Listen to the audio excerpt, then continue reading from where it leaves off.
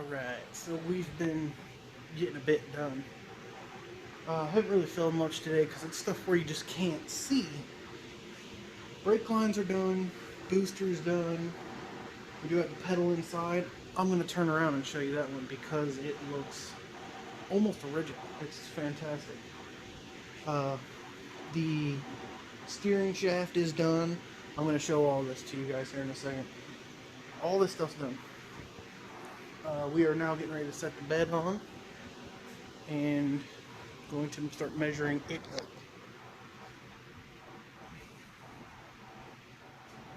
What we do is we set the bed on to see how far, again, it is between the back of the cab, right here, and the bed with the wheel arches lined up on the tire. That tells us how much we need to cut out of the frame. We did have to replace some brake line, but we didn't hook them back up. It's under here. So that way we can shorten it for the bed. We also have to shorten the drive shaft too. At that point, bed will go on. We don't even have to put a wood bed floor in here. The bed floor is actually out of a truck. They cut the whole bed floor out, which is cool. We're going to be using that. Put the front end back on. Mount it up however we can mount it up. And fill it back full of fluids. Get gas back in the carburetor. Put the exhaust back on. And it's basically done. I mean, it's ridiculous. This one went fast. But, are we just that good? No, this one was pretty easy. But I'm going to show you these pedals and stuff. It's weird trying to look at, what I'm supposed to look at. You're actually supposed to look like right here. But I keep looking at the screen, which makes me look like I'm looking sideways. So, we're going to get it. I'm going to flip the camera around now and show you guys the pedals, the brake lines, the steering shaft, and all that stuff we did yesterday. Okay, so booster. This is off the 94 Dakota, which is what the frame is. We had to use they call it a steering joint or a heim joint, which wraps through the steering to make room for everything. It's really tight next to the motor mount, but there's like a 16th of a gap. We got about an 1/8 inch gap between the steering knuckle and the power steering lines. It turns so smooth. Ridiculous.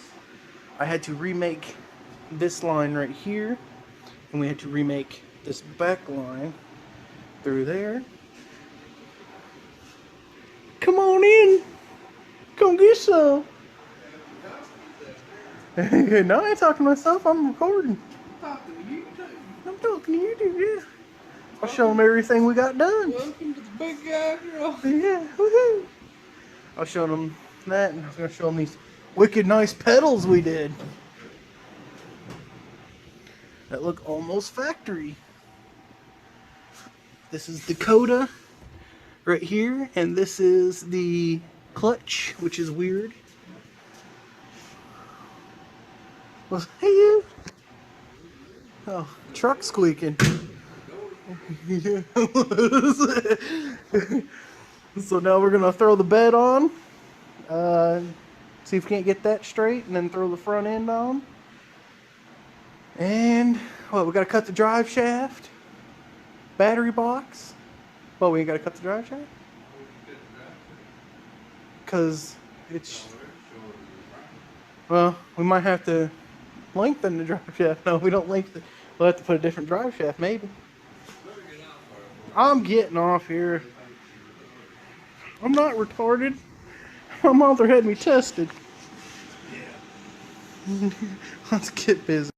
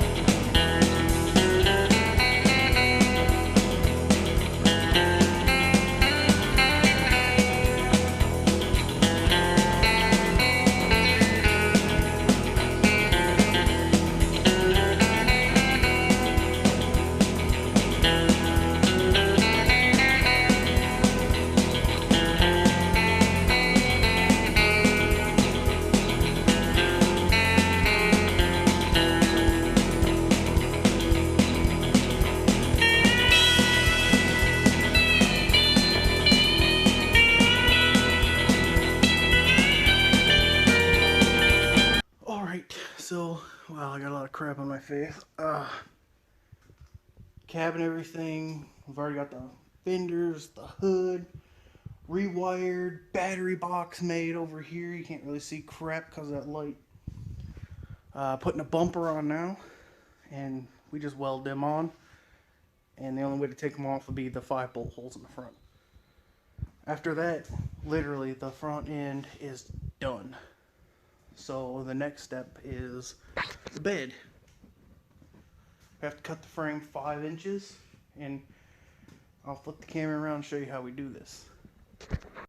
Okay, what you see is how good the wheel fits, and that's how we set the bed on, is to fit the wheel. Then from that point, we measure from the furthest distance out, which is the center of the back, about right here, to the center of the bed. And it's like 5.5, but you got to leave a gap, so we're going 5. So now we know it's 5. We'll pull the bed off. We'll mark 5 inches on the frame and cut it out. Push the frame back together and weld it.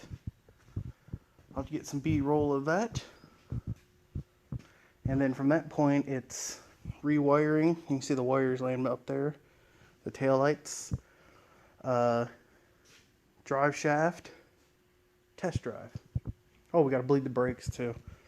Yeah, we might want to bleed the brakes before we test drive. But it's coming along. We are almost done. Interior is still bone stock. Motor fits in there fantastically. Now this would be a true rat rod because we've got 49 with a 350, which I don't know what year that's from. It's not from 49. I don't think they had a 350 in 49. I'm not sure about that. But modern brakes, modern frame, Dodge Dakota, rack and pinion, all stock interior, which the interior is actually nicer than the outside. And, you know, he'll probably run different rims later on. But this is probably the truest to a rat rod you can get. What we normally do with the modern engines and stuff would be a resto mod. So